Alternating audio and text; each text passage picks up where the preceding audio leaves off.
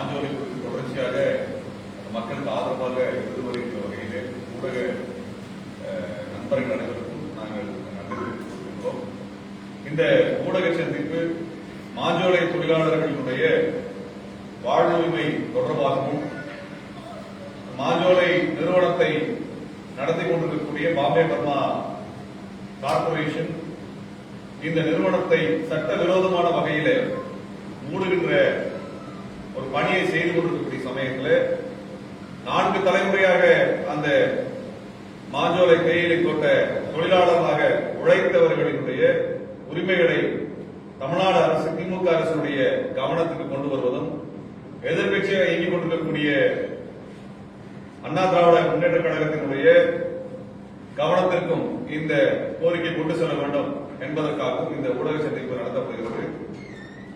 சட்டமன்றத்தினுடைய கூட்டத்தொடர் நடந்து கொண்டிருக்கக்கூடிய இந்த நாளிலே மாஞ்சோலை தொழிலாளர்களுக்கு இழைக்கப்படுகின்ற அநீதி என்பது தமிழ்நாட்டில் காலனிய காலத்திலிருந்து இன்றைக்கு வரை, வெள்ளைக்காரன் காலத்திலிருந்து இன்றைக்கு வரை தொழிலாளர்களுக்கு உரிமைகள் மறுக்கப்படுவதனுடைய சாட்சியமாக மாஞ்சோலை தேயிலை தோட்டம் இருந்து வருகிறது. 4 தலைமுறையாக அங்கே உழைத்திருக்கிறார்கள். அந்த காடை திருத்தி தேயிலை தோட்டத்தை உருவாக்கி இருக்கிறார்கள். உலகத்தினுடைய புகழ்பெற்ற தேயிலை நிறுவனமாக மாஞ்சோலை தேயிலை என்பது கொண்டாடப்படுகிறது. இப்படியாக பெருமளவிலே ஒரு வருமானத்தை ஈட்டிய அந்த நிறுவனம் கிட்டத்தட்ட வருடத்திற்கு ஆண்டுக்கு 4000 கோடி ரூபாய்க்கும் அதிகமான வணிகத்தை பார்த்த நிறுவனம் இந்த 90 ஆண்டுகளுக்கும் அதிகமான அளவில் அந்த இடத்துல தங்களுக்கு லாபத்தை பார்த்துவிட்டு அந்த தொழிலாளர்களுக்கு சொற்ப பணத்தை நட்டையீடாக கொடுத்து அந்த தொழிலாளர்களை ஏமாற்றி அவர்களிடத்தில் பொய்யாக கையெழுத்தை வாங்கிக் கொண்டு அவர்கள் தாங்களாகவே ஓய்வு பெற்று விட்டார்கள் என்கின்ற ஒரு பிம்பத்தை உருவாக்கி இன்றைக்கு வலிந்து நெருக்கடியை கொடுத்து அந்த தொழிலாளர்களை மாஞ்சோலை தேயிலை தோட்ட பகுதிகளில் இருந்து அப்புறப்படுத்திக் கொண்டிருக்கிறார்கள். இதற்கு துணையாக மாவட்ட நிர்வாகமும் திமுக அரசும் தொடர்ச்சியாக இயங்கிக் கொண்டிருக்கிறது என்பதை நாங்கள் இந்த சமயத்தில் சுட்டிக்காட்ட விரும்புகிறோம். இந்த மாஞ்சோலை தேயிலை தோட்ட தொழிலாளர்களுக்கு நட்டையீடு என்பது அந்த நிறுவனத்திடமிருந்து வாங்கி தரப்பட வேண்டும். ஒரு ஆண்டுக்கு குறைந்தபட்சம் 200 நாட்கள் என்கின்ற விகிதத்தில் எத்தனை ஆண்டு காலம் அந்த தொழிலாளர்கள் அந்த தேயிலை தோட்டத்தில் உழைத்தார்களோ பணி செய்தார்களோ அந்த அளவிற்கான நட்டையீடை கொடுக்கணும். இது புதிய கோரிக்கை அல்ல. ஏற்கனவே 4 ஆண்டுகளுக்கு முன்பு போர்டு நிறுவனம், சென்னையில் இயங்கி வந்த போர்டு நிறுவனம் மூடப்பட்ட பொழுது 147 நாட்கள் என்கின்ற விகிதத்தில் ஒரு தொழிலாளர் எத்தனை ஆண்டு காலம் உழைத்தாரோ அத்தனை ஆண்டு காலத்திற்கான நட்டையிட்டை அவர்கள் கொடுத்தார்கள். கிட்டத்தட்ட 75 லட்சம் ரூபாய் என்கின்ற அளவில் போர்டு நிறுவனத்திலே தொழிலாளர்களுக்கு நட்டையீடு கிடைச்சது. ஆனா மாஞ்சோலை நிறுவனம் 4 தலைமுறையாக வேலை செய்து கொண்டிருக்கிறார்கள். 4 தலைமுறை வேலை செய்யக்கூடிய மாஞ்சோலை தொழிலாளர்களுக்கு வெறும் 15 நாள் என்கின்ற விகிதத்தில் மட்டுமே நட்டையீடை கொடுத்திருக்கிறார்கள். அதுவும் 52 வயதுக்கு மேல், 58 வயதுக்கு மேல், 52 வயதுக்கு கீழாக என்று 3ஆக பிரித்து 2 லட்சம் ரூபாய், 2.5 லட்சம் ரூபாய், 3 லட்சம் ரூபாய் என்கின்ற விகிதத்தில் சொற்ப பணத்தை கொடுத்து அந்த மக்களை வஞ்சித்திருக்கிறார்கள். இதுல மிக கொடுமையான விஷயம் என்னன்னா, வருஷத்துக்கு 4000 கோடி ரூபாய் சம்பாதிக்கக்கூடிய அந்த பாம்பே பர்மா கார்பரேஷன், அதனுடைய தாய் நிறுவனம், அந்த நிறுவனத்தை பிரிட்டானியா கார்பரேஷன் எடுத்துட்டீங்கன்னா 13,000 கோடி ரூபாய் சம்பாதிக்கிறாரு. 13,000 கோடி ரூபாய் வியாபாரம் பண்றாங்க இந்தியாவில். தமிழ்நாட்டில் பிரிட்டானியா பிஸ்கட் இல்லாத வீடே கிடையாது. அப்பேற்பட்ட ஒரு நிறுவனம் இந்த தொழிலாளர்களுக்கு 2 லட்சம் ரூபாயை கொடுத்து 4 தலைமுறையாக அவர் உழைப்பை சுரண்டி கொடுத்து தமிழ்நாட்டை விட்டு வெளியேறுகிறார். இதுல இன்னும் கொடுமை என்னன்னா, தமிழ்நாடு அரசுக்கு கிட்டத்தட்ட 1000 கோடி ரூபாய் வரி பாக்கியை இந்த நிறுவனம் வைத்திருக்கிறது. ஏமாற்றி இருக்கிறார். தமிழ்நாடு அரசுக்கு வரி கொடுக்காமல் ஏமாற்றி இருக்கிறார். அந்த வரி கொடுக்காமல் இருப்பதற்கு தடையையும் வாங்கி வைத்திருக்கிறார். இப்படிப்பட்ட ஒரு கிரிமினல் பின்னணி கொண்ட ஒரு நிறுவனத்திற்கு ஆதரவாக திமுக அரசு செயல்பட்டுக் கொண்டிருக்கிறது. பகிரங்கமாக கொஞ்சம் 1000 கோடி ரூபாய் தராத ஒரு கம்பெனிகிட்ட இருந்து இந்த தொழிலாளருக்கு தேவைப்படுகின்ற நட்டையீட்டை வாங்கி தரதுல திமுக அரசுக்கு என்ன பிரச்சனை? போர்டு நிறுவனத்தில் 147 நாள் என்கின்ற விகிதத்தில் நட்டையீடு வேண்டும் என்று தொழிலாளர் போராடிய பொழுது இதே திமுக அரசினுடைய அமைச்சர்கள் அது தொழிலாளர்களுக்கு ஆதரவாக இருந்து நஷ்டஈடு வாங்கி கொடுத்தாங்க. ஆனா இன்றைக்கு இந்த தொழிலாளர்களுக்கு இதே போல நஷ்டஈடு வாங்கி தரதுல திமுக அரசுக்கு என்ன பிரச்சனை? திமுக அமைச்சர்களுக்கு என்ன பிரச்சனை? அவங்க என்னத்தை எழுதுற போறாங்க? அவங்க சொந்த பணத்தை கேட்கல, திமுக அரசினுடைய பணத்தையும் கேட்கல, தமிழ்நாடு அரசினுடைய வரி வருவாயிலிருந்தோ அல்லது வருமானத்திலிருந்தோ அவங்க கேட்கவில்லை. அவர்கள் உழைத்து கொடுத்த அந்த நிறுவனத்திடமிருந்து கொடுத்த லாபம் பெறக்கூடிய நிறுவனம், அந்த நிறுவனத்திடமிருந்து வாங்கி தருவது திமுக அரசுக்கு என்ன பிரச்சனை என்ன பகிரங்க கேட்கும். அந்த திமுக அரசு என்ன பண்ணுதுன்னா, அந்த தொழிலாளர்களுக்கு எதிராக அந்த நிறுவனத்திற்கு சாதகமாக, எந்த நிறுவனம் தமிழ்நாடுக்கு 1000 கோடி ரூபாய் தராத நிறுவனம், திமுக அரசு என்ன சொல்லுது? ஒன்றிய அரசு வரிபாக்கியை மோடி அரசு வைத்திருக்கு குற்றம் சாட்டுகின்ற திமுக அரசு வரிபாக்கி தராத 1000 கோடி ரூபாய் வரிபாக்கி தராத மாஞ்சோள நிறுவனத்துக்கு ஆதரவாக ஏன் இயங்குகிறது? ஏன் இயங்குகிறது கேட்கிறோம். தொழிலாளர் நலத்துறை அமைச்சர் என்ன செய்யறாரு தெரியல, தொழில்துறை அமைச்சர் என்ன செய்யறாரு தெரியல, சமூக நலத்துறை சார்ந்த இயக்கத்துறை அமைச்சர் என்ன செய்யறாங்கன்னு தெரியும். வயிறுமா வெளிப்பட வைக்கும். மாஞ்சோள தொழிலாளர்கள் இவ்வளவு தூரம் வஞ்சிப்பதற்கான, இவர்கள் மீது இவ்வளவு வெறுப்பை காட்டுவதற்கான, நிராகரிப்பதற்கான காரணம் என்ன? அதற்கு இந்த அரசு பதில் சொல்ல வேண்டும். நீங்க சமூக நீதியை பத்தி பேசுறீங்க, ஒரு கார்பரேட் நிறுவனம் கொள்ளையடிச்சுட்டு போறான், தமிழ்நாடு அரசை ஏமாத்துறான், இத்தனையும் செஞ்ச ஒரு நிறுவனத்தை நீங்க எந்தவித பிரச்சனையும் இல்லாம நிறுவனத்துக்கு சாதகமாக தொழிலாளர் ரேஷன் கார்டு தரதில்ல, அவர்களுக்கான எல்லா வசதிகளையும் நீங்க துண்டித்து விட்டு அவர்களை நிராதரவாக வீதியில விடுவது. தமிழ்நாட்டு மக்கள், தமிழர்கள், இந்த தொழிலாளர்கள் காலனி காலத்திலே கிட்டத்தட்ட ஏமாற்றி அழைத்து செல்லப்பட்ட வஞ்சிக்கப்பட்டவர்கள், அவர்களுக்கு சாதகமாக அளிப்பதுதான் திராவிடம், அதான் திராவிட கொள்கை. அறிஞர் அண்ணா காலத்தில் இந்த தொழிலாளர்களுக்கு சாதகமாக திமுகவினுடைய வழக்கறிஞர்கள் போராடி இருக்கிறார்கள், மாவட்ட செயலாளர்கள் போராடி இருக்கிறார்கள். அவர்கள் போராடி அவர்களுக்கு சம்பள உயர்வு வாங்கி கொடுத்திருக்கிறாங்க. எப்ப? அறிஞர் அண்ணா காலத்தில். அதற்கு பிறகு திமுக என்னாச்சு? ஏன் தொழிலாளர் விரோத போக்கு? இதே மாநில பிரச்சனைக்கு தொடர்ச்சியாக நாங்கள் பேசி வருகிறோம், அவர்கள் ஆதரவாக நாங்கள் பேசி வருகிறோம். அந்த தொழிலாளர்கள் அதே மாஞ்சோலை எஸ்டேட்ல போராடி இருக்கிறாங்க. என அருகில் இருக்கக்கூடிய ஸ்டாலின் அவர்கள் அந்த மாஞ்சோலை தேயிலை தோட்டத்தில் இருக்கக்கூடிய ஊத்து கிராமத்தினுடைய கவுன்சிலர், திமுக கவுன்சிலர், அவங்க திமுக தான் ஓட்டு போட்டிருக்கிறாங்க. அவர்களுக்கு ஆதரவாக திமுக அரசு இல்லை. இன்றைக்கு வாக்காளர் பட்டியலில் அவர்கள் நிரந்தரமாக வெளியேறியவர்கள் அவர் வாக்காளர் பட்டியலில் நிரந்தரமா நீக்கிருக்கிறீங்க. நான் என்ன கேட்கிறோம்னா, திமுக அரசு இதை கேட்காதா? திமுக மாவட்ட செயலாளர் கேட்க மாட்டாரா? அந்த பகுதியினுடைய மாவட்ட பொறுப்பு அமைச்சர் கேட்க மாட்டாரா? உங்களுக்கு வரக்கூடிய 2000-3000 வாக்குகள் நீக்கப்பட்டிருக்கு, நிராகரிக்கப்பட்டிருக்கு. உங்க கட்சிக்கு ஓட்டு போட்டுக்கிறாங்க, அவங்க உங்க கட்சி கவுன்சிலர் இருக்கிறார். அப்ப நீங்க யாருக்கு இருக்கிறீங்க? கம்பெனிக்கு ஆதரவா இருக்கிறீங்க.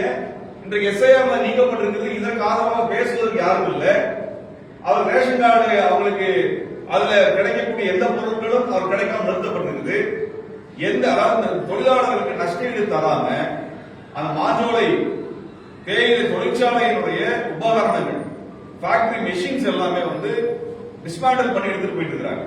வரி கொடுக்கல, தொழிலாளருக்கு முறையான நஷ்டஈடு தரல, அந்த நிறுவனத்தினுடைய தொழிற்சாலை உபகரணங்களை எடுத்துக்கொண்டு கருவிகள் எடுத்து போவதற்கு தமிழ்நாடு அரசு எப்படி அனுமதி கொடுத்தது?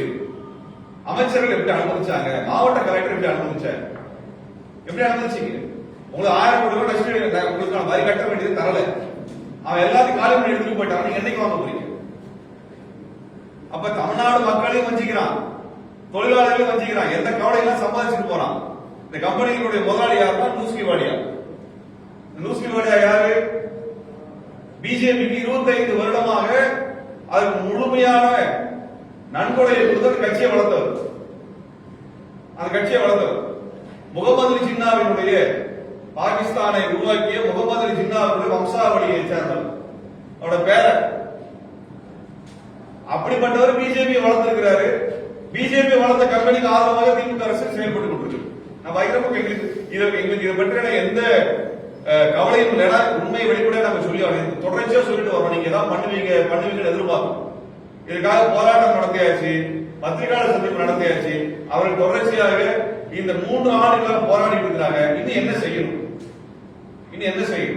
அதிமுக எதிர்கட்சி தலைவர் எடப்பாடி பழனிசாமி அவர்கள் கவன ஈர்ப்பு தீர்மானம் கொண்டு வரதா சொன்னார் மாஞ்சோலை குறித்து. இது வரைக்கும் பேசல. நீங்க எதிர்கட்சின்னு சொல்றீங்க, திமுக மாற்று நாங்க தான் சொல்லி பேசுறீங்க. ஏன் அதிமுக பேசல? அதிமுக என்ன பிரச்சனை? திமுக அரசு தவறு செஞ்சிருக்குன்னா கேள்வி கேட்க வேண்டிய எதிர்கட்சியும் சேர்ந்து கொண்டு திமுகவோடு சேர்ந்து கொண்டு நிற்பதனுடைய காரணம் என்ன? இதே போல பாரதிய ஜனதா கட்சி எதுவும் பேசல. ஏன்னா பாரதிய ஜனதா கட்சி படிக்கிறாரு மாஞ்சோல முதலாளி, அதெல்லாம் அவங்க பேச மாட்டாங்க. சரி, தமிழக உரிமைக்கு குதிக்கிறேன்னு சொல்லக்கூடிய சீமா பேசுறதுக்கு என்ன பிரச்சனை? என்ன பிரச்சனை? ஏன் கம்பெனிக்கார மார்வாடி கம்பெனிக்காரன் எதுக்கு பேசுற சீமானுக்கு வாய் வராதா? ஏன் திமுக அரசு எதுக்கு பேசுறேன்னு சொல்லிருக்கீங்களா? போராட்டம் நடத்த வேண்டியதானே? பச்சை தமிழர், சிவப்பு தமிழர், கலக்கடல் தமிழர் பேசிட்டு இருக்கக்கூடிய சீமானுக்கும் தம்பிகளுக்கும் என்ன பிரச்சனை? ஏன் பேசல? தமிழ்நாட்டில் இது பிரதான கட்சி எதுவும் பேச மாட்டீங்களா? அப்ப நீங்க எல்லாம் தமிழனுக்கு எதிராக இருக்கீங்க, மார்வாடி கம்பெனிக்காரனுக்கு ஜாதரா அடிச்சுட்டு அவர்களுக்கு லாபம் பார்த்து கொண்டிருக்கீங்க, பகிரங்க குற்றச்சாட்டு பண்ணிருக்கு. இந்த எந்த கட்சியுமே பேசல. இந்த 4 கட்சியுமே பேசல, செயல்படல. திமுக செயல்படல, அதிமுக அரசு ஏன்னு கேட்கல, பாரதிய ஜனதா கட்சி ஒத்து ஊதுது, நாம் தமிழர் கட்சி கைவிட்டு வெளியிடுவாங்க. விஜய் கட்சி என்ன பண்ணுச்சு தெரியல. அவங்களுக்கு மாநிலம் இருக்கா, அப்படி மக்களை தொழிலாளர்கள் பாதிக்கப்படுறாங்களான்னு தாவேகா தெரியுமான்னு எங்களுக்கு தெரியல. விஜய் ஒரு கட்சிக்கு தெரியுமான்னு தெரியல. ஒரு அறிக்கை கூட வரல. இப்படிப்பட்ட நிலைமையில 100 வருஷமாக வஞ்சிக்கப்பட்ட தொழிலாளர்கள், 100 வருஷமா வஞ்சிக்கப்பட்ட தொழிலாளர்கள், இது சம்பந்தமா பேசுறதுக்கு இவர்கள் தீர்வு வாங்கி தர தமிழ்நாட்டினுடைய அரசியல் கட்சிகள், பிரதான கட்சிகளால் முடியலன்னா தயவு செஞ்சு கட்சியை கழிச்சுட்டு போயிருக்கு. எதுக்கு மக்கள் நல்லது பண்றது சொல்லி ஏமாத்துறீங்க? வெள்ளைக்கார காலத்துல இருந்து ஏமாற்றப்பட்ட மக்களுக்கு சுதந்திரம் வாங்கி கொடுத்ததுக்கு அப்புறமும் வெள்ளைக்கார காலத்துல என்ன சம்பளம் கொடுத்தாலும் அதே சம்பளத்தை கொடுத்து வஞ்சிக்கக்கூடிய இந்த தொழிற்சாலையை தட்டி கேட்ட தொழிலாளி உரிமை வாங்கி தர முடியாத சுதந்திரம், இந்த மக்களுக்கு ஜனநாயகம் பெற்று தரன்னு சொல்லக்கூடிய கட்சிகள் எதுக்கு?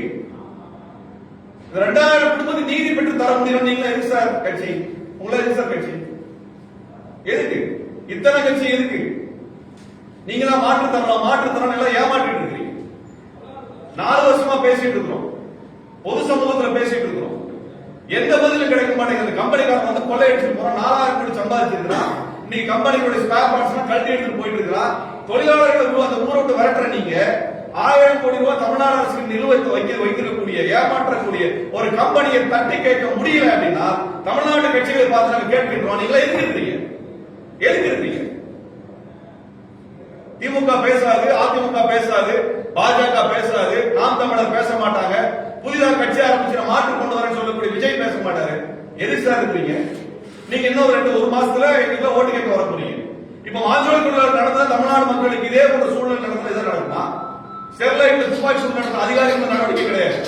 அந்த கம்பெனிக்கார திரும்ப கம்பெனி ஆரம்பிக்க போற வந்துட்டு இருக்கிறான். இப்படி தமிழ்நாட்டில் எத்தனைக்கு தான் இந்த மக்கள் போராடுவாங்க? எதுக்கு எத்தனைக்கு தான் போராடுவாங்க? எத்தனை போராட்டம் நடத்துறது? தமிழ்நாட்டில் நடக்கக்கூடிய இது போன்ற அநீதிகள்ல முதன்மையானதாக நான் மாஞ்சோலை பார்க்கிறேன். ஏனென்றால் வெள்ளைக்காரன் காலத்தில் காலனிய தொழிலாளர்களாக இழுத்து சென்று சுரண்டப்பட்டவர்கள். விடுதலை அடைந்ததுக்கு அப்புறமும் அந்த மக்களை வஞ்சித்து ஏமாத்தினாங்க. அதற்கு பிறகு கூலி உயர்வு, சொற்ப கூலி உயர்வு கிடைச்சது. அந்த ஒரு சமயத்தில் மட்டும்தான் கட்சி துணையாக திமுக அரசு நின்றுச்சு. அதற்கு பிறகு அந்த தொழிலாளர்கள் 50 ரூபாய் கூலி உயர்வுக்கு அடித்துக் கொள்ளப்பட்டார்கள், கொலை செய்யப்பட்டார்கள். தாமிரபரணி ஆற்றங்கரையில் உலகமே பார்த்துச்சு.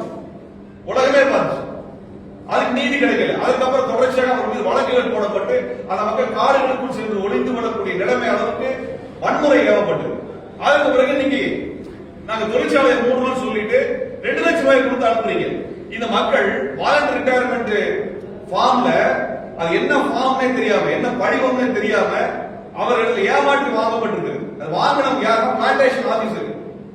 இந்த ஆபீசர் மேல நடவடிக்கை இல்லை. நாகர்கோவில்ல இருந்து ஒரு ஆபீசர், பிளான்டேஷன் ஆபீசர் வந்து வாலண்டரி ரிட்டையர்மெண்ட் தரோம் அப்படின்னு எதுவுமே சொல்லாம உங்களுக்கு சம்பள உயர்வு பெற்று தரோம் அப்படின்னு சொல்லி ஏமாத்தி வாலண்டரி ரிட்டையர்மெண்ட் ஃபார்ம் வாங்கி அதில் இத்தனை பேர் தொழிலாளர்களுடைய கையெழுத்தை பெற்றுக்கொண்டு, எழுத படிக்க தெரியாத தொழிலாளர்கள் கையெழுத்தை பெற்றுக்கொண்டு இத்தனை பேர் வேலை விட்டு போகின்ற காரணத்தினால் நிறுவனத்தை மூடுறாங்க. ஒரு கேலி கூத்தை நடத்தியிருக்கிறார்கள். தமிழ்நாட்டின் தொழிலாளர் நலத்துறை வேடிக்கை பார்த்தது. வெக்கக்கேடால தொழிலாளர் நலத்துறை என்ன செஞ்சுட்டு இருக்கீங்க? ஒரு வாலண்டரி ரிட்டையர்மெண்ட் ஃபார்ம்ல எழுதி ஒரு தொழிலாளர்களுக்கு வாலண்டரி ரிட்டையர்மெண்ட் கொடுத்துறவா கம்பெனி கொடுறானா? எந்த உலகத்தில் நடந்திருக்குது? ஏன் ஒரு தொழிலாளர் நலத்துறை உள்ள தலையிட்டு தொழிலாளர்கள் உரிமை பற்றி பேசுறதுக்கு முடியலன்னா தொழிலாளர் நலத்துறை கலைச்சிருங்க சார். எதுக்கு நான் தட்டத்தை சம்பளம் தரணும்? அவங்களுக்கு அந்த ஆபீசர் எதுக்கு சம்பளம் தரணும்? எதுக்கு பிளான்டேஷன் ஆபீசர் நாங்க சம்பளம் தரணும்? மக்கள் வரிப்பணத்தை சம்பளம் தரணும். எதுக்கு தரணும்? நாங்க ஒரு அதிகாரி வந்து ஏமாத்திருக்கிறான். அது தொழிலாளர் நலத்துறை கேட்கல, கலெக்டர் கேட்கல, அமைச்சர் கேட்கல, முதலமைச்சரை சென்று சந்திப்பதற்கு தொழிலாளர்கள் அனுமதிக்காமல் அது தொழிலாளர் விரட்டடித்திருக்கிறார்கள் அதிகாரிகள், காவல்துறை அதிகாரிகள். எங்க? திருநெல்வேலியில். திமுக மாவட்ட அமைச்சர் கேட்க மாட்டாரா? கேட்க மாட்டாரா? நீ காங்கிரஸ் கட்சி பேசுறீங்க, கூட்டணியை பத்தி பேசுறீங்க, எல்லாம் அதிகார பகிர்வை பத்தி பேசுறீங்க. உங்க பாராளுமன்ற உறுப்பினர் இதே தொகுதியை சார்ந்தவர் தான். அவர் ஆரம்பத்தில் பேசினாரு. இன்னைக்கு என்னாச்சு? உங்க கட்சியினுடைய மாவட்ட தலைவர் பேசட்டும், தேசிய தலைவர் பேசட்டும். ஏன் பேச மாட்டேங்கிறாங்க? ஏன் ஸ்டேட்மெண்ட் சொல்ல மாட்டேங்குது? அப்ப இது அனைத்துமே மைய அரசியலுக்கு வராது, ஒரு தீர்வு தராதுன்னா இது சமூக நீதி அல்ல, சமூக அநீதி என்றுதான் நாங்க பார்க்க வேண்டியிருக்கிறது. அந்த தொழிலாளர்கள் அவருக்கு என்ன நடந்ததுன்னு அவங்க சொல்லுவாங்க. அவர் என்ன கேட்கிறாங்க? சமத்துவபுரத்தில் எங்களுக்கு வீடு கேட்கிறாங்க, எங்களுக்கு ஒரு சுயமரியாதையோடு வாழ்வதற்குரிய வேலை வாய்ப்பு கேட்கிறாங்க. அந்த கம்பெனிக்கு 4 தலைமுறை வேலை செஞ்சிருக்கிறோம், நஷ்டஈடு வாங்கி கொடுங்கன்னு கேட்கிறாங்க. இது செய்ய முடியலன்னா அரசு செயலற்று போயிருக்கிறது, அதிகாரிகள் செயலற்று போயிருக்கிறார்கள். இந்த அதிகாரிகள் தொழிலாளர் விரோதமாக இருக்கிறார்கள். இந்த நிலைமையில் தான் இங்க இருக்குது. இங்க இருக்கக்கூடிய அதிகாரத்தில் பெரிய பங்கெடுக்காத கட்சிகள் தான் அந்த மக்களுக்கு துணையாக இருக்காங்க. அங்க இருக்கக்கூடிய சிறு சிறு அமைப்புகள், கட்சிகள், அவர்கள் தான் அவங்களுக்கு துணையாக இருக்கிறாங்க. அவங்க தான் அவங்களுக்கு அரிசி கொடுக்கறதுக்கும் அவங்களுக்கான உதவி பொருட்கள் செய்யறதுக்கு எல்லாராலையும் செய்து அவர்கள் செய்திருக்கிறார். சிறு சிறு இயக்கங்கள் செய்திருக்கிறார். இப்படிப்பட்ட ஒரு மோசமான நிலை. இதுல தோழர் சாம் இயக்குனர், அவர் மாஞ்சலை குறித்து ஒரு ஆவணப்படம் பண்ணியிருக்கிறார். அந்த ஆவணப்படத்தை போட்டா போலீஸ் புரிஞ்சிருக்கு சார். கருத்துரிமையை பத்தி நான் கேட்கிறோம். அந்த உண்மையை ஆவணப்படத்தை நீங்க திரையிட்டு வேணா பாருங்க. மாஞ்சோலை குறித்த ஆவணப்படத்தை திரையிட்டா தமிழ்நாடு அரசு எவ்வளவு தூரம் கருத்துரிமை பாதுகாப்பு நீங்களே பார்க்கலாம். அந்த மாஞ்சோலை ஆவணப்படத்தை அறிமுகப்படுத்துறோம் நாங்க சொன்ன உடனே மதுரையில போலீஸ் புரிஞ்சிருச்சு, கருத்தை ரத்து பண்றோம், நெருக்கடி கொடுத்தாங்க. அதே போல சென்னையில அவங்க திரையிடுறதுக்கு அவ்வளவு நெருக்கடி கொடுக்குறாங்க. எல்லாத்தையும் மறைச்சு என்ன பண்ண முடியும்? எவ்வளவு நாள் மறைப்பீங்க நீங்க? எவ்வளவு நாள் அதிகாரிகள் மறைக்க முடியும்? எவ்வளவு நாள் காவல்துறை வைத்து இந்த அநியாயத்தை நீங்க குறைச்சிட முடியும்? ஒரு காலத்துல முடியாது. ஆகவே இதற்கான நீதி வேண்டும் என்ற கோரிக்கை வைக்கிறோம். சட்டமன்ற கூட்டத்தொடர் கடைசி கூட்டத்தொடர் நடந்த இந்த ஆட்சியினுடைய 5 ஆண்டுகளும் நீங்க எதுவுமே செய்யலங்கிறத நாங்கள் இந்த சமயத்தில் குற்றச்சாட்டாக வைத்து அந்த தொழிலாளர்களுடைய கோரிக்கையை இனிமேதான் செவிமடுத்து இனி வரக்கூடிய இந்த 1 வாரங்களுக்குள்ளாக அவர்களுக்கு தீர்வை பெற்றுத்தர வேண்டும் என்று திமுக அரசு நாங்கள் வேண்டுகோள் வைக்கின்றோம். மாண்புமிகு முதலமைச்சர் அவர்கள் இதை கவனத்தில் எடுத்துக்கொண்டு உடனடியாக அவர்களுக்கான தீர்வை பெற்றுத்தரக்கூடிய வகையிலே நடவடிக்கை எடுக்க வேண்டும் என்றால் நீங்கள் இதில் கவனம் செலுத்தி அந்த மக்களுக்கு நீதி பெற்றுத் தரணும். ஏன்னா அந்த மக்கள் உங்கள் கட்சிக்கு ஆதரவாக இருந்திருக்கிறார்கள். உங்கள் கட்சியை சேர்ந்தவர்களே பொறுப்பாளராக தேர்ந்தெடுக்கப்பட்டிருக்கிறார்கள். உங்கள் கட்சியிலே அறிஞர் அண்ணா காலத்தில் ஆதரிக்கப்பட்டவர்கள். தொழிலாளர் உரிமை என்பது அவர்களுக்கு உரிமை என்பது உறுதி செய்யப்பட்ட நிலையில அந்த பாரம்பரியத்தில் நீங்கள் அவர்களுக்கான வாழ்வுரிமையை உறுதி செய்ய வேண்டும் என்கின்ற அந்த கோரிக்கையை மீண்டும் நாங்கள் வலியுறுத்தி மாஞ்சோலை தொழிலாளர்கள் தங்களுக்கு நடந்ததை பற்றி நீங்க பேசுவாங்க. தயவு செய்து அதை ஊடகத்தில் வெளியே கொண்டு வந்து 2000 குடும்பங்கள் அங்கிருந்து அந்த குழந்தைகள் அவருடைய கல்வி இவருடைய எதிர்காலத்தை நீங்கள் பாதுகாக்க வேண்டும் என்று நாங்கள் ஊடகவியலாளரை கேட்டுக்கொள்கிறோம். தோழர் ஸ்டாலின் அவர்கள் அவங்க மாஞ்சோலையினுடைய ஊத்து கிராமத்தினுடைய கவுன்சிலர், அவர் இந்த தங்களுடைய அனுபவத்தை இப்போ நம்ம கிட்ட பகிர்ந்து கொள்றார்.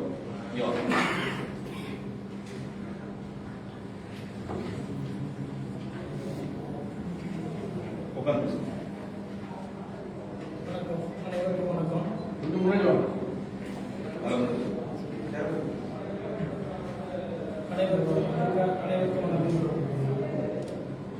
எங்களுக்காக உதவி பண்ணின அண்ணன் பல முறை வந்திருக்காங்க. எஸ்டிபி கட்சிக்காரர்கள் இப்ப இடையில கூட பதியத்தில் கேஸ் போட்டிருக்காங்க. பல கட்சிகள், பல ஊடகங்கள் மாநிலத்துக்காக எவ்வளவு முயற்சி பண்ணியிருக்காங்க. ஆனா எவ்வளவு முயற்சி பண்ணாலும் ஆனா இதுவரைக்கும் எங்களுடைய காரியங்கள் நடக்காம இருக்கு. கிட்டத்தட்ட நாங்க 96 வருஷமாக வாழ்ந்து கொண்டிருக்கோம். 4 தலைமுறையாக நான் எங்க தாத்தா, எங்க அப்பா, நான் எனக்கே வயசு 53. ஏன்னா அப்படி நாங்க வாழ்ந்து, அதாவது ஒரு சின்ன வீடு தான், 10 அடி வீட்டுக்குள்ள, அதுக்குள்ள 2 குடும்பமா வாழ்ந்தோம். அப்படியாப்பட்ட நெருக்கமான வாழ்க்கை எங்களுடைய வாழ்க்கையில நாங்க வேலைக்கு போனோம்னா தலையில இருந்து உள்ளங்கள் வரைக்கும் அட்டை கடிச்சு தொங்கும், அப்படியே ரத்த வடியும். ஆனா எப்படி கடிக்கிறேன் எங்களுக்கே தெரியாது. அப்படியேப்பட்ட நாங்க கஷ்டப்பட்டு வாழ்ந்து பல தலைமுறையாக வாழ்ந்து வந்துகிட்டு இருக்க சூழ்நிலையில இந்த கடைசி சந்தர்ப்பத்தில் இன்னொரு 4 வருஷம் 28 வரைக்கும் எங்களுக்கு இருக்க காலத்துல கம்பெனி எங்களுக்கே தெரியாம எங்களை ஏமாத்தி எங்களை காலி பண்ணிருக்கணும். இந்த 1100 கோடி ரூபாய் வரியை கட்டக்கூடாதுங்க ஒரே நோக்கத்துல எங்களுக்கு நஷ்டம் சொல்லி பொய்யான கணக்குகளே. நாங்க 100 கிலோ உளுந்து எடுத்தோம்னா அன்னைக்கு 10 கிலோ தான் கணக்கு போடுவாங்க. ஒரு வருஷத்துக்கு முந்தைய இந்த வேலையை அவங்க ஆரம்பிச்சிட்டாங்க. இப்படி எல்லாம் ஏமாத்தி கணக்கு காட்டி நஷ்டம்னு காட்டி பல கோடி ரூபாய் கோடியா சம்பாத்தியம் பண்ணது இந்த மாஞ்சோலை வச்சுதான். முத இந்த மாஞ்சோலை எஸ்டேட்டை வச்சுதான் இந்த பிபிடிசி நிறுவனம் பல இடங்கள்ல பெரிய பில்டிங் கட்டி பெரிய கம்பெனி ஆரம்பிச்சிருக்காங்க. ஆரம்பிச்சு முத ஆரம்பிச்ச இந்த பிபிடிசி தான். அப்படி வாழ்ந்த எங்களை பயங்கரமான நெருக்கடிக்குள்ள கொண்டு வந்து எங்களுடைய மக்களுக்கு வந்து இந்த ரோட்ல இருந்து அடுத்த ரோடு கிராஸ் பண்ண தெரியாது. அப்படி வாழ்ந்த மக்கள் அவங்க வந்து பொய்யான கையெழுத்து வாங்கி 50 வயசு கீழே 2,20,000 ரூபாய், 51 வயசுல இருந்து 57 வயசு வரைக்கும் 2,80,000 ரூபாய், 58 59 வயசுக்கு உள்ளவங்களுக்கு 3,40,000 ரூபாய் இப்படின்னு சொல்லி எங்களை ஏமாத்தி கையெழுத்து வாங்கிட்டு போயிட்டு 40 நாள் வீடியோ காலிட்டாங்க. எங்களுக்கு ஒண்ணுமே தெரியல. எங்களுடைய மக்கள் தான் கதறாங்க, என்ன செய்யணும் கதறாங்க. நாங்களும் எங்கெங்கெல்லாமோ முயற்சி பண்ணோம், எங்களுக்கு யாருமே வரல. ஒரு சில ஊடகங்கள் வந்து சப்போர்ட் பண்ணாங்க. திரும்ப ராபர்ட் தம்பி எல்லாம் வந்து இந்த கேஸ் போட்டாங்க. ராபர்ட் தம்பி, அவர் ஹென்றி சார் எல்லாமே இப்போ கேஸ் நடந்துகிட்டு இருக்கு. அது ஒரு பக்கம் நடந்தாலும் இந்த கம்பெனிகளை ஏமாத்தினால 1100 கோடி கட்டக்கூடிய கம்பெனி எங்களுக்கு வருஷத்துக்கு 200 நாள் சம்பளம் கொடுக்கணும். நாங்க வந்து கவர்மெண்ட் கேட்கல, எங்களுக்கு இந்த கம்பெனிட்ட இருந்து கவர்மெண்ட் வாங்கி கொடுக்கணும். ஏன்னா நாங்க வந்து எங்களுடைய மக்கள் தோழர் சொன்ன மாதிரி நாங்க 5 வார்டுக்கு 5 வார்டுமே டிஎம்கே வார்டு, டிஎம்கே கவுன்சிலர் தான். நாங்க இது வரைக்கும் அப்படித்தான் அந்த எஸ்டேட்ல அப்படி இருந்திருக்கோம். ஆனா நாங்க எதுக்காக இப்படி கேட்க மாட்டேங்கன்னு தெரியல. பல முறை நான் அமைச்சர் செஞ்சிருக்கேன் நேரையாவ. ஆனா அவங்க முன்னாடி வந்து கலெக்டர் முன்னாடி பேச்சுவார்த்தை வைப்பாங்க. நாங்க கிட்டத்தட்ட 100-150 மக்கள் போய் பேச்சுவார்த்தை வச்சாங்க. வச்ச உடனே கலெக்டர் அமைச்சர் சொன்னதுக்கு எல்லாம் சரிங்க. ஆனா அமைச்சரை அங்கிட்டு போன உடனே நாங்க போய் கேட்டா உங்களுக்கு எதுவுமே செய்ய முடியாது, அதுக்கு மேல எதுவும் பேசுறோம், உங்க மேல நான் நடவடிக்கை எடுப்பேன் அப்படிங்காங்க. அப்படிங்கிற எங்களுடைய மக்கள் அவ்வளவுதான் லேசான போலீஸ்னாலே பயப்படுவாங்க. 98 கேஸ் நடந்திருக்கு. அதனால எங்களை வந்து அப்படியெல்லாம் சொல்ல எங்களுடைய மக்கள் வந்து ரொம்ப பயத்துல இருக்காங்க. எங்களை வந்து சித்திரவதை பண்ண மாதிரி தான் இருக்கு. எங்களுடைய ஒவ்வொரு நாள் நாங்க வடிக்க கண்ணீர் கடவுளுக்கு தான் தெரியும். ஆனா நீதி வந்து என்னைக்குமே வெல்லும். ஆனா கடைசி காத்திருப்பதை நாங்க காத்திருக்கோம். எவ்வளவோ எங்களுடைய மக்கள் வந்து பொறுமையா இருக்கும். எங்களுக்கு எந்த இதுவுமே தெரியாது. ஒரு கேஸ் போடுறதுலாம் தெரியாது, ஒரு வாய்தானா தெரியாது, ஒரு போலீஸ் ஸ்டேஷன் என்னன்னு தெரியாது. அப்படி வாழ்ந்த மக்கள். ஆனா எங்களுக்கு கொடுக்க நெருக்கடியை பார்த்தா தண்ணியே நிப்பாட்டிட்டாங்க, கரண்டே நிப்பாட்டாங்க, போன் வசதியே நிப்பாட்டாங்க, பஸ் ஒரு ட்ரெயின் தான். கேட்டாச்சுன்னா நாங்களாவே இறங்கி ஓடட்டும் அப்படிங்காங்க. ஏன்னா அவ்வளவு நெருக்கடி கொடுத்தாங்க. அந்த நெருக்கடி மத்தியிலே எங்க மக்கள் குடிக்க கஞ்சி இல்லாம காட்டில் உள்ள கீரைகளை படிச்சு ஒவ்வொரு நாளும் சாப்பிட்டுட்டு ஒரு 10 பேர் போவோம், கீரைகளை படிச்சு மொத்தமா சாப்பிட்டு அப்படி வாழ்ந்துகிட்டு இருக்கோம் இப்போ வரைக்கும். நாங்க வந்து 18 மாசம் எங்களுக்கு வேலை கிடையாது. 18 மாசம் வேலை இல்லாம நாங்க எண்ணெய் வச்சு சாப்பிடுவோம். சமதளத்துக்கு போறோம், சமதளத்துக்கு வேலை பார்க்க போறோம். அப்ப இவங்க அங்க போயிட்டு ஒருத்தருமே இல்லைன்றாங்க. இப்போ சென்னையில ஆள் இருக்கு, அவங்களுக்கு ஊர்ல கிராமத்துல ஓட்டுலாம் சொல்றாங்க. அப்படியெல்லாம் பல விதமான நெருக்கடி கொடுக்காங்க. இவ்வளவு நெருக்கடி கொடுக்க அரசு வந்து எங்களுக்கு இந்த கம்பெனி இந்த இழப்பீடு வாங்கி கொடுத்துடலாங்களா, வருஷத்துக்கு 200 நாள் வாங்கி கொடுத்துடலாங்களா? நாங்க வேற என்னத்தை கேட்கணும்? நாங்க வேற எதுவுமே கேட்கலாம். எங்களுக்கு வருஷத்துக்கு இந்த கம்பெனி கோடியா கொள்ளடிச்ச கம்பெனிட்டு தான் கேட்போம். கம்பெனிட்டு இருந்து இந்த கவர்மெண்ட் வாங்கி சொல்லி தான் கேட்போம். எவ்வளவோ நாங்களும் போராடி கொடுத்தோம். 2 வருஷமா போராடுறோம். யாருமே என்னன்னு கேட்க மாட்டேங்காங்க. ஆனா நிறைய பேர் எங்களுக்காக வாழாண்டாலும் அது இதுவரைக்கும் எங்களுக்கு வந்து முடிவு வர மாட்டேங்குது. அண்ணனும் கிட்டத்தட்ட 2 வருஷமா தோழர் வராங்க. எங்க எஸ்டேட்ல வந்து எங்களை சந்திச்சாங்க. அவங்களும் அப்பறத்தை போராடிட்டு இருக்காங்க. பல பேர் எங்களுக்காக நிறைய பேர் போராடுறாங்க. ஆனால் போராட்டி வந்தாலும் கூட எங்களுடைய மக்கள் வந்து எல்லாருமே என்ன நடக்குமோ இப்ப கூட பாருங்க, இந்த பொங்கல் பரிசு பொங்கலுக்கு கொடுத்து 3000 ரூபாய் எங்களுக்கு கொடுக்க மாட்டேன்ட்டாங்க. இது வந்து இங்க சென்னைக்குலாம் யாருக்கும் தெரியுமான்னு தெரியல. 240 குடும்பத்துக்கு மேல எங்களுக்கு வந்து பொங்கல் பரிசு இல்லைட்டாங்க. மணிமுத்தார் வந்து வாங்க சொல்றாங்க. நாங்க இருக்குது மாஞ்சோல, மணிமுத்தார்ல வாங்க சொன்னா நாங்க எப்படி வந்து வாங்குவோம்? அவங்க என்ன நினைக்காங்க, மணிமுத்தார்ல வாங்கியாச்சுன்னா இவங்க சமவெளியில இருக்காங்க, இருக்காங்கன்னு நிரூபிக்க வேண்டி எங்களை மணிமுத்தார்ல வாங்க சொல்றாங்க. நாங்க சொந்த வீடு நாங்க இருக்கு கிட்டத்தட்ட 96 வருஷமா எங்களுடைய அந்த எஸ்டேட் உள்ள வீட்டுல தான் நாங்க வாழ்ந்துட்டு இருக்கோம். எங்களை மணிமுத்தார்ல வந்து வாங்க சொன்னா நாங்க எப்படி வாங்குவோம்? நாங்க யாருமே வாங்கல. இது வரைக்கும் எங்க பொங்கல் பரிசே கொடுக்கல, ரேஷனும் கொடுக்கல. 4 மாசம் நாங்களும் கலெக்டர் எத்தனையோ முறை சந்திக்கும். அதை கொடுக்க முடியாதுன்ட்டு 1 கட் பண்ணிட்டாங்க. இதுக்கிடையில ஒரு கிருஷ்ணசாமி போட்ட கோட்டு ஒரு இந்த தண்ணீர் குடிநீர் பிரச்சனை போட்டாங்க. அந்த கோட்டை ஆர்டர் வச்சுட்டு நாங்க போய் கேட்டாச்சு, எதுவுமே பண்ண முடியாது. அந்த கோட்டை ஆர்டர் வந்ததுக்கு அப்புறமும் போஸ்ட் ஆஃபீஸ் காலி பண்ணிட்டாங்க. ஊத்து போஸ்ட் ஆஃபீஸ் காலி பண்ணிட்டாங்க, நார்மல் போஸ்ட் ஆஃபீஸ் காலி பண்ணிட்டாங்க. 2 நாள் கழிச்சு மாஞ்சோர் போஸ்ட் ஆஃபீஸ் காலி பண்ணிட்டாங்க. இன்னும் அடுத்து எங்களுக்கு எப்படித்தான் அடுத்து எங்க போலீஸை வச்சு அடிச்சு கூட விரட்ட கூட செய்யலாம். அந்த மாதிரி எங்களுக்கு நெருக்கடி கொடுத்தாங்க. நாங்க எங்க போக முடியும்? இல்ல நாங்க வந்து கோடி கோடியா சம்பாத்தியம் பண்ணிட்டோம்னா நாங்க எங்க வேணாலும் போகலாம். நாங்க அன்றாட வேலை பார்த்து எங்களுடைய பிள்ளைங்க ஒரு பிள்ளைய அவங்க திருமணம் முடிச்சு கொடுத்தோம்னா எங்களோட பிஎஃப் ஃபுல்லா எடுத்துருவாங்க. இப்பவும் எங்களுடைய மக்களை விசாரிங்க, அங்கங்க கிராமங்களில் உள்ளவங்க 4 லட்சம் 5 லட்சம் கடத்துல தான் இருப்பாங்க. கொடுத்து 450 ரூபாய் சம்பளம். அந்த 450 ரூபாய் சம்பளம் நான் வேலைக்கு போனதான் எங்களுக்கு சம்பளம். வேலைக்கு போனா சம்பளம் கிடையாது. ஆனாலும் எங்களுடைய ரத்தம் சிந்தி அவ்வளவு கஷ்டப்பட்டு இப்படி நாங்க வாழ்ந்த வாழ்க்கையில எதுக்காக எங்களை இப்படி நெருக்கடி கொடுத்தாங்க, இப்படி பிரச்சனை பண்ணாங்கன்னு தெரியல. ஆனா நாங்க தயவு செய்து கேட்போம், முதலமைச்சரையாட்டையும் அமைச்சரையா எல்லாருமே தோழர் சொன்னது போல இந்த கம்பெனில இருந்து எங்களுக்கு உரிய இழப்பீடு வாங்கி கொடுங்க. நீங்க எங்களுக்கு அந்த இழப்பீடு வாங்கி கொடுத்து ஒரு சமத்துவத்தை கொடுங்க. அந்த வனத்துக்காக நாங்க தான் பாதுகாப்பா இருக்கோம். நீங்க ரிசர்வ் ஃபாரஸ்டா ஆக்குங்க, என்ன வேணாலும் ஆக்குங்க. ஆனா அந்த வனத்தை இந்நாள் வரை நாங்க தான் பாதுகாத்துட்டு இருக்கோம். நாங்க இல்லைன்னா அந்த வனத்துல எவ்வளவு கூடுதல் வந்திருக்கலாம்.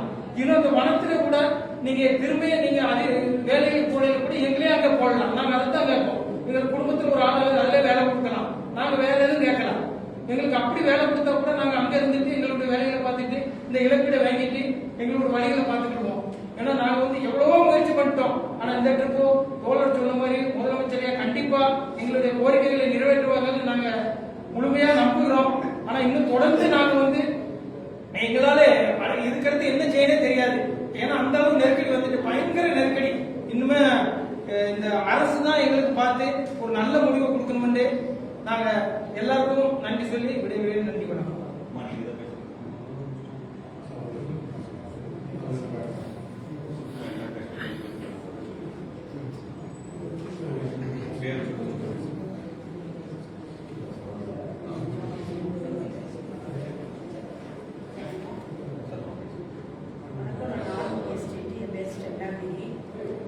தற்செயலாக என்ன நடக்குன்னா, ஒரு பஸ் 2 பஸ் விட்டாங்க. நாங்கள் பொம்பளைங்க அந்த 2 டைம் அந்த பஸ் வந்துச்சுன்னா எங்களுக்கும் ஒரு வேலைக்கோ எங்கேயோ போயிட்டு வர்றது எங்களுக்கு கரெக்டாக இருக்கும். ஆனால் அதையும் கூட நாங்கள் மேலே வரக்கூடாது, எஸ்டேட்டுக்கு வரக்கூடாதுன்னு அப்படி ஒரு டைனாக இருக்காங்க. அந்த ஒரு டைம் பஸ்ஸில் நீங்கள் எப்படி போக முடியும்? மொத்தமே அது 40 சீட்டு தான் இருக்குது. அது நாங்கள் 4 எஸ்டேட்டுக்காரங்களும் அதில் வரணும். அப்போ எவ்வளவு பெரிய எங்களை கொடுமைப்படுத்துறாங்கன்னு கொஞ்சம் நினைச்சு பாருங்க. ஆரம்பத்துல இருந்து அண்ணன் சொல்லும் போது எனக்கு கண்ணு நிறைஞ்சிட்டு, அந்த மாதிரி நாங்கள் கஷ்டப்பட்டு வேலை பார்த்து அந்த நிர்வாகத்தை நாங்கள் வளர்த்து அப்புறம் கோடி கோடியா சம்பாத்தியம் பண்ணி எங்க ரத்தத்தை குடிச்சு கடைசியில் எங்களை காட்டை விட்டுட்டு போயிட்டாங்க அந்த நிர்வாகம். கவர்மெண்ட் என்னன்னா எங்களை ரோட்ல விட்டு எங்களை விளையாட்டு பார்க்குது. என்னன்னு எங்களை கேட்க மாட்டாங்க. நாங்கள் அழுது பார்த்தோம், உண்டு பார்த்தோம். நாங்கள் எதுவுமே வன்முறைக்கு இதுவரையும் போனதே கிடையாது. வன்முறை நாங்கள் பண்ணவே இல்லை. நாங்கள் கும்பிட்டு தான் நாங்கள் கேட்பேன்னு அந்த சொல்ற மாதிரி எங்கள் காட்டுவாசியாவே நாங்கள் வாழ்ந்துட்டோம். நாங்கள் பேருந்து வளர்ந்து எங்கே வீட்டுனா 4வது தலை மகா வேலை பார்த்து 4வது தலைமுறை எங்கள் ஆட்சி, எங்கள் அம்மா, நான், என் மகா 4 தலைமுறை நாங்கள் அங்கே வேலை பார்த்துட்டு நாங்கள் அங்கே தான் இருந்து எங்கள் ஊர் நாட்டு வேலை கூட எங்களுக்கு தெரியாது. இந்த இவ்வளோ பஸ்ஸுகளோட ஆளுகள் இப்படி ஊடுருவம் இருக்குன்னா எங்களுக்கு தெரியாது. நாங்கள் காட்ட வேலைக்கு போவோம், வீட்டுக்கு போகிறோம், இதே மாதிரி தான் இருக்குது. அதனால தான் அந்த கம்பெனி எங்களை ரொம்ப ஆரம்பத்துல இருந்து எங்களை ஏமாத்திட்டு எங்கள் அட்டை பாதி எங்களை ரத்தத்தை உறிஞ்சது, அந்த நிர்வாகம் பாதி எங்க ரத்தத்தை உறிஞ்சது. ஆக மொத்தத்தில் எங்களுக்கு உழைக்கிறதுக்கு சக்தியும் கிடையாது வச்சுக்கோங்க. அதனால நீங்க எப்படியாவது எனக்கு இந்த முதலமைச்சரை எங்களுக்கு கண்டிப்பாக தலையிடணும். அண்ணன் சொன்ன மாதிரி நாங்கள் திமுகவுக்கு எங்கேயுமே நாங்கள் ஓட்டு போட்டது கிடையாது. ஏன் எனக்கு இப்போ 56 வயசு ஆயிட்டு. நானே எப்படியோ தர நாங்கள் திமுக தான் நாங்கள் எங்களுக்கு உறுப்பினர் எல்லாமே எங்க வீட்டு எல்லாமே அதான் இருந்தோம். ஆனா இப்ப எங்களுக்குள்ள ஒரு மாற்றம். ஏன்னா நாங்க எவ்வளவு நாள் நாங்க இப்படி உங்களுக்காகவே உழைச்சி எலெக்ஷன் வந்துட்டா இதுக்காக எல்லா லைன்ஸ் எங்களுக்கு ஊருக்கு சொல்லுவாங்க, நாங்க லைன்ஸ் சொல்லுவோம். லைன்ஸ்ல போய் ஓட்டுக்கு போடுங்க நாங்க கேட்டு இவரை நாங்க மேல வச்சிருக்கு எங்களை மிதிச்சு தள்ளுதாங்க, எங்களை அடிக்காங்க, எங்களை கொடுமைப்படுத்துதாங்க. அடிச்சாங்களே எங்களை பரவாயில்ல சித்திரவாதம் பண்ணி 5 மாசம் ஆயிட்டு எங்களுக்கு ரேஷன் கூட போடாங்க. நாங்க எண்ணத்தை வச்சு நாங்க சாப்பிடுவோம். எங்களை எவ்வளவு கொடுமைப்படுத்தணும் அத்தனை கொடுமைப்படுத்திக்கிட்டு இருக்கு இந்த அரசாங்கம். அவர் ஏன் எங்களை ஏற்று பார்க்க மாட்டாருன்னு எங்களுக்கு ஒரு வேதனை. நாங்களாம் போய் பார்க்கத்தான் செஞ்சோம், நிராகரிச்சாங்க. அப்படி இருந்து நாங்க போய் 4 பேர் போய் பார்க்கத்தான் செஞ்சோம். அவர் பேசவே இல்லை. அவர் பேசாம இருந்தது எங்களுக்கு ஒரு வேதனை. சரிமா உங்களுக்கு பார்க்கணும் கூட அவர் ஒரு வார்த்தை எங்களுக்கு சொல்லலை. பார்த்துக்கோங்க. இந்த ஐயா அவங்கெல்லாம் போன விட்டு எங்களுக்காக வேண்டி பேசுனாங்க. சில எஸ்டிபி புதிய நம்மளும் அவங்க எல்லாமே எங்களுக்காக வேண்டி பேசத்தான் செய்யறாங்க. ஆனா அவங்க பேசுறது எடுபட மாட்டேங்குது. எல்லாமே நிராகரிக்காங்க. நாங்க சொல்றதெல்லாம் எதுவுமே ஏற்றுக்கொள்ள மாட்டேங்காங்க. ஏன்னா நாங்க அங்க 100% யாருமே படிக்காதவங்க தான். 5 பேரை படிப்போம். நம்மளுக்கு அரையத்துல இருந்து வளர்த்தவங்க. சின்ன வயசுல இருந்தே அந்த வெள்ளைக்கார காலத்துல நாங்க 14 வயசு 15 வயசுல அரையத்துல வேலை சொல்லுவாங்க. அப்படி வேலை பார்த்தவங்க தான். எங்களுக்கு ஊர் நாட்டு வேலையோ எதுவுமே எங்களுக்கு தெரியாதனால ரொம்ப கஷ்டப்படுவோம். இந்த எலெக்ஷன் வருது, அந்த நேரமாவது இவங்க ஏற்று பார்ப்பாங்களான்னு பார்த்தா இந்த ஏற்று அங்க யாருக்கு அந்த அப்படி ஒரு மாஞ்சோலை இருக்கான்னு கூட அவங்களுக்கு தெரிய மாட்டேங்குது. 267 பேர் நாங்க பொங்கல் நிவாரணம் எதுவுமே நாங்க வாங்கல. அதுக்கு இன்னும் கூட மூச்சு விட மாட்டேங்காங்க. சரி, இந்த ஆட்கள் வாங்கலையே, பொங்கல் இது வாங்கல, என்ன காரணம் அப்படின்னு சொல்லிட்டு அந்த திருநெல்வேலியில மாவட்டத்தில் உள்ளவங்க யாருமே ஏற்று பார்க்க மாட்டாங்க. அதிகாரியை நீங்க கீழே இறங்குங்க, எஸ்டேட் விட்டு கீழே இறங்குங்க, இந்த ஒரு வார்த்தை தான் சொல்றாங்களே, உங்களுக்கு அது தரமா இது தரமா அப்படிங்கிற வார்த்தையே வர மாட்டேங்குது. எங்களுக்கு எப்படியாவது இந்த மாசத்துல எங்களுக்கு ஒரு நல்ல முடிவு கிடைக்கணும். அதற்காக நாங்க எதிர்பார்த்துக்கிட்டு இருக்கோம். இல்லைன்னா நாங்க போகவே மாட்டோம், எஸ்டேட் விட்டு போகவே மாட்டோம். இனி அவங்க என்ன செஞ்சாலும் பரவாயில்லை, வாழ்க்கையே அங்கன்னு ஆகி போச்சு. அவங்க என்ன செஞ்சாலும் நாங்க எஸ்டேட் விட்டு எங்களுக்கு நீதி கிடைக்காம நாங்க இறங்கவே மாட்டோம். அதான் எங்களுடைய முடிவு.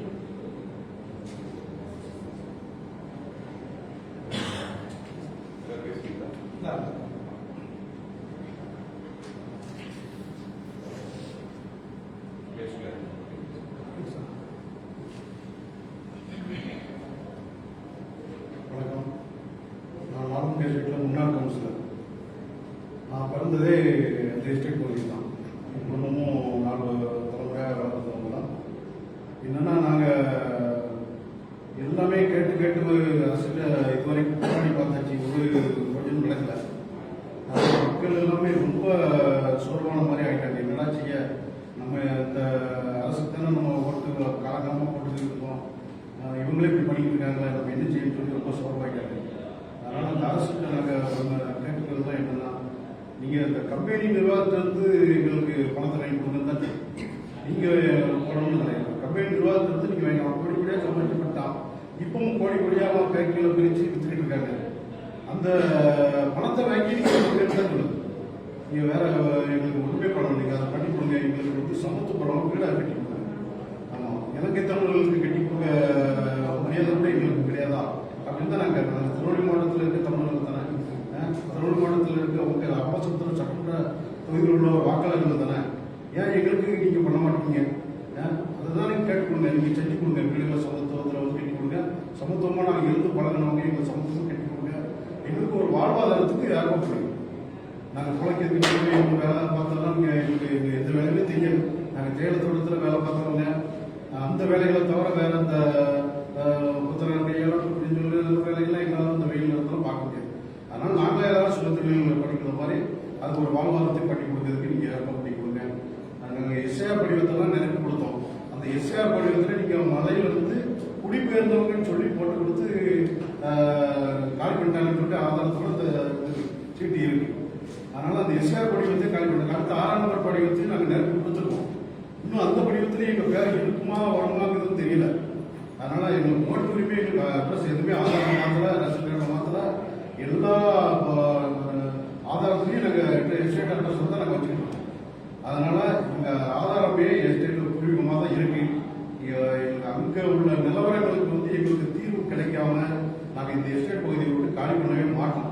அது என்ன பண்ணாலும் சரி, நிலத்தர தீர்ப்பு எங்களுக்கு வந்து நாங்கள் கேட்ட கோரிக்கை செஞ்சு கொடுக்கணும் அப்படிங்கிறத நாங்கள் கேட்டு கொடுப்போம்.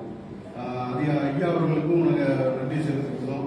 அவங்களும் எங்களுக்கு காலகாலமாக போராட்டம் பண்ணிட்டு தான் இருக்காங்க. நாங்கள் எஸ்டேட் அடைச்சதுலேருந்து அவங்க ஒரு போராட்டம் பண்ணி பல போராட்டம் பண்ணி ஆர்ப்பாட்டம் பண்ணி எல்லாம் பார்த்தாச்சு. இன்னும் அந்த நிர்வாகம் வந்து ஏற்றுக்கொள்ள பார்க்கல. அது மாதிரி ஒரு சில கட்சிகள்லாம் பண்ணிட்டு தான் இருக்காங்க. அவங்க என்னன்னு சொல்ல எல்லாருமே நன்றி தெரிவிச்சுக்கிறோம். அதனால் எஸ்டிபி கட்சிக்கும் நாங்கள் நன்றி தெரிவிச்சுக்கிறோம். விதமான கட்சிகள் வந்து போராடி இருக்காங்க, நன்றி தெரிவிச்சுக்கிறோம். அதனால் அந்த திமுக அரசு நாங்கள் கேட்ட கோரிக்கையை கொஞ்சம் சீக்கிரமாக பண்ணி கொடுத்தீங்கன்னா கொஞ்சம் நல்லா இருக்குங்கிறத தயவு வந்து கேட்டுக்கொள்ளுங்க. கேள்விகள் சார், ஒரு வாரத்தை காலி பண்ண சொல்றதா அவங்க ஜனவரியில் சொல்லியிருக்காங்க. அது கவர்மெண்ட் ஆகிறதுனால கம்பெனி சொல்லியிருக்காங்க. கவர்மெண்ட் ஆகிறதுனால அவங்களை காலி பண்ண அந்த கம்பெனி வந்து ஒரு ஸ்டேட்மெண்ட் வந்து 28 ஜனவரியில் கொடுத்துருக்காங்க. காலி வலுக்கட்டாயமா காலி பண்றதுக்கான ஸ்டேட்மெண்ட் கொடுத்துருக்காங்க. அது அதிகாரிகளினுடைய அழுத்தத்தின் காரணமாக நாங்கள் வந்து அதாவது அரசின் சம்பந்தப்பட்ட அதிகாரிகளின் அழுத்தத்தின் காரணமாக தொழிற்சாலைகள், பணியாளர் குடியிருப்புகள், தொழிலாளர் குடியிருப்பு வரிசைகள் மற்றும் பிற கட்டடங்கள் அடங்கிய நிலங்களை தகுதியான அரசு அதிகாரிகளின் உத்தரவின்படி தமிழ்நாடு அரசிடம் ஒப்படைக்கும்படி நடவடிக்கைகளை பிபிடிசி நிறுவனம் தற்போது மேற்கொண்டு வருகிறது. அவங்களே அறிக்கை கொடுக்கிறாங்க. இந்த அறிக்கை வந்து அந்த கம்பெனி கொடுத்த அறிக்கை. அந்த கம்பெனிக்கு வந்து அரசு அதிகாரிகளின் அழுத்தத்தின் காரணமாக அந்த கம்பெனி கொடுத்திருக்கு. அதாவது என்னது, திமுக அரசின் ஆதரவு பெற்ற கம்பெனி அந்த திமுக அரசு அதிகாரிகளை பற்றி நேரடியாக குற்றம் சாட்டி அறிக்கை கொடுத்திருக்காங்க. இதுதான் அந்த கம்பெனியோட ஸ்டேட்மெண்ட். அவங்களே நாங்களும் தனியாக சொல்லுங்க, அதிகாரிகள் அழுத்தம் கொடுத்து எங்களை நீக்க சொல்றாங்கன்னு சொல்லி பிபிடிசி நிறுவனமே வந்து அறிக்கை கொடுத்திருக்குது. வெளிப்படையா இஷ்யூ பண்ணிருக்காங்க. அந்த மக்கள் தொடர்ச்சியா அந்த போராட்டம் நடந்துட்டு இருக்கிறாங்க. ஆனா இது பெரிய செய்தியாக இருக்கு. ஏன்னா அது வந்து ஒரு தனித்த பகுதியாக இருக்கு. அந்த உள்ள போறதுக்கு அனுமதி வாங்கினாங்க. காடு பகுதியா இருக்கிறனால அது நடக்கிற விஷயங்கள் வெளியில தெரியல. அந்த மக்களுடைய போராட்டங்கள் தொடர்ச்சியா நடந்துட்டு இருக்கு. இந்த 3-4 ஆண்டுகளாகவே போராடி வர்றாங்க. ஆனா அதுக்கான உரிய கவனம் பெறாம, அதற்கான நீதி கிடைக்காம போனதுக்கு காரணம் தமிழ்நாட்டினுடைய பிரதான கட்சிகள் இந்த மக்களை முற்றிலுமாக கைவிட்டு விட்டார்கள் என்பதுதான் நிதர்சனமான உண்மை. அது ஆளுங்கட்சி பண்ணலன்னா எதிர்கட்சி கேட்கணும், ஆளுங்கட்சி எதிர்கட்சி பண்ணலன்னா மாற்று நாங்களும் தரோம் அப்படின்னு சொல்லி வீர டயலாக் பேசக்கூடிய சீமான் பேசியிருக்கணும், அல்லது விஜய் பேசியிருக்கணும். எதுவுமே பேசல, எந்த கட்சியுமே பேசலன்னா நம்ம கேள்வி இருக்க வேண்டிய இடத்துல நிற்கணும். வேற கேள்வி இருக்குங்களா? மகளிர் உரிமை தொகை அவங்களுக்கு பொங்கல் தொகையே வரலைங்க. மகளிர் உரிமை தொகை வருதாமா?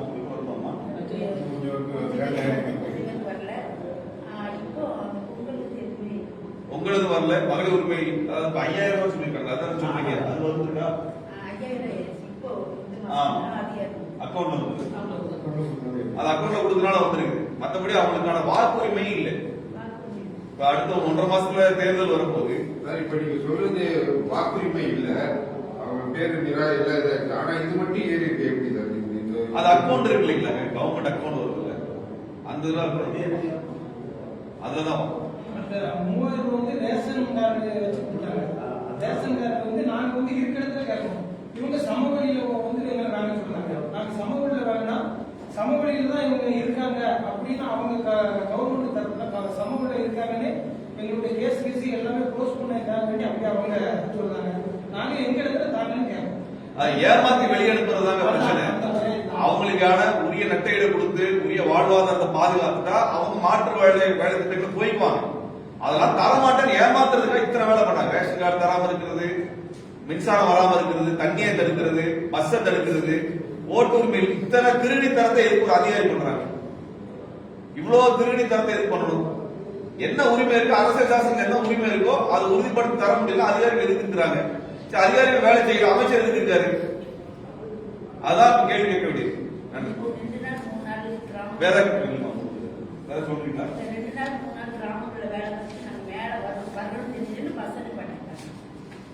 அவங்களுக்கான எல்லா வாழ்வாதாரத்துக்கான தேவை எல்லாத்தையும் நிறுத்திடுறாங்க.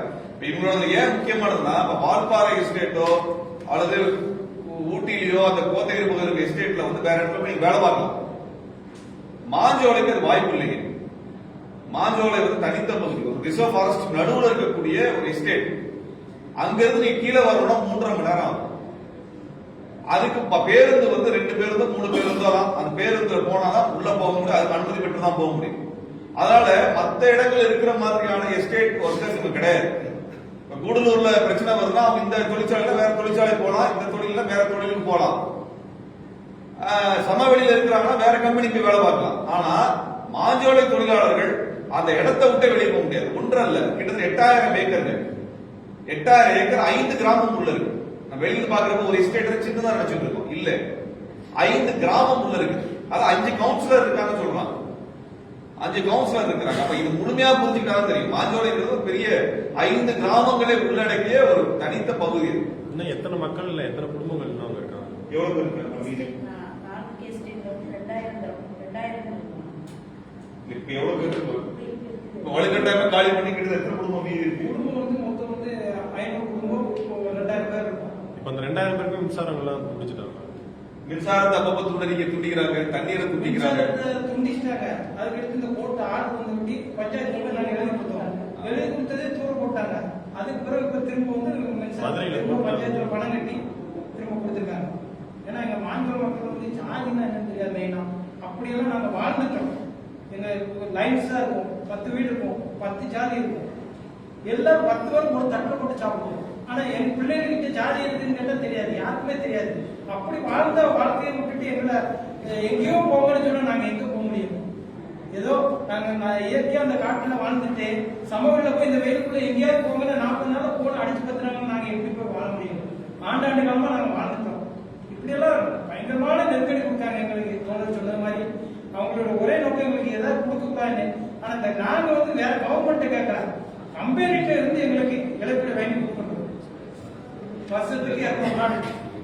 சரி, ஓகே. நன்றி. எல்லாமே ஏமாத்தி நடத்துறாங்க. இப்ப உங்களுக்கு மின்சாரம் இருக்கு, தண்ணி இருக்குன்னு சொல்லி ஃபார்ம் எல்லாம் அவங்களா ஏமாத்தி கையெழுத்து வாங்கி போட்டு வெளியே கொடுத்துருக்காங்க. இதெல்லாமே பியூரோகிராட்டிக் டாக்குமெண்டா நடந்துட்டு இருக்குது.